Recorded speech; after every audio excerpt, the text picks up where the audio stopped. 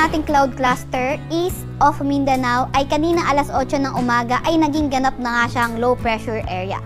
Kanina alas 3 ng hapon, ito ay namataan sa layong 440 kilometers east ng Davao City. Itong low pressure area na ito ay hindi natin tinatanggal yung posibilidad na maging isang ganap na bagyo. Yung trough o extension ng low pressure area ay nagdadala ng maulap na papawirin at mga kalat-kalat na pag-ulan, pagkidlat pagkulog sa may eastern Visayas, Caraga at Davao region. Sa kasalukuyan naman, itong southwest monsoon o habagat nakakaapekto sa may kanlurang bahagi ng southern Luzon at Visayas. At sa ngayon, nagdadala ito ng maulap na papawirin at mga kalat-kalat na pag-ulan, pagkidlat pagkulog sa may Palawan, pati na rin sa may Occidental Mindoro.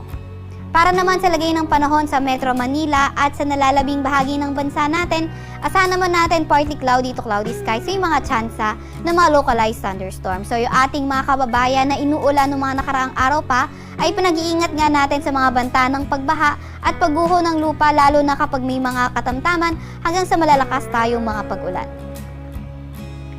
Para naman sa lagay ng panahon bukas for Luzon area, inaasahan natin mostly sa may kanlurang bahagi ng Mimaropa, posible pa rin magdala ng mga kalat-kalat na pag-ulan, pagkidlat at pagkulog yung habagat. Para naman sa Metro Manila and the rest of Luzon, mga chance na nga lang ng mga localized thunderstorms sa ating pagkakaingatan. Agwat ng temperatura sa Metro Manila at Lawag ay 25 to 33 degrees Celsius, 16 to 24 degrees Celsius sa may Baguio, 26 to 36 degrees Celsius sa may Tugigaraw, 26 to 32 degrees Celsius sa may Legazpi at 23 to 31 degrees Celsius sa may Tagaytay. Agwat naman ng temperatura bukas, Puerto Princesa ay 25 to 30 degrees Celsius at 25 to 31 degrees Celsius sa may Kalayaan Islands.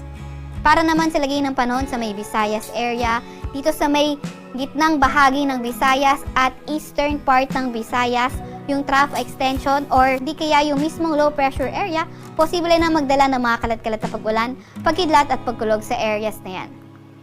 Sa Western Visayas naman, partly cloudy to cloudy skies tomorrow with chances pa rin ng mga localized thunderstorms. Para sa Mindanao area, asahan naman natin for tomorrow, for whole Mindanao, cloudy skies with scattered rain showers and thunderstorms.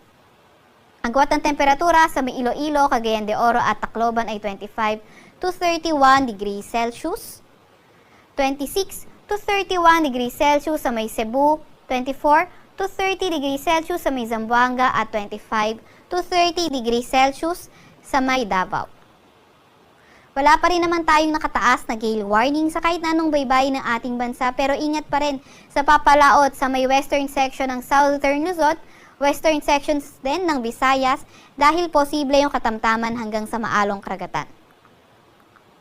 Sa Kalakhang, Maynila, ang araw ay lulubog ng 6:29 ng hapon at sisikat bukas ng 5:35 ng umaga.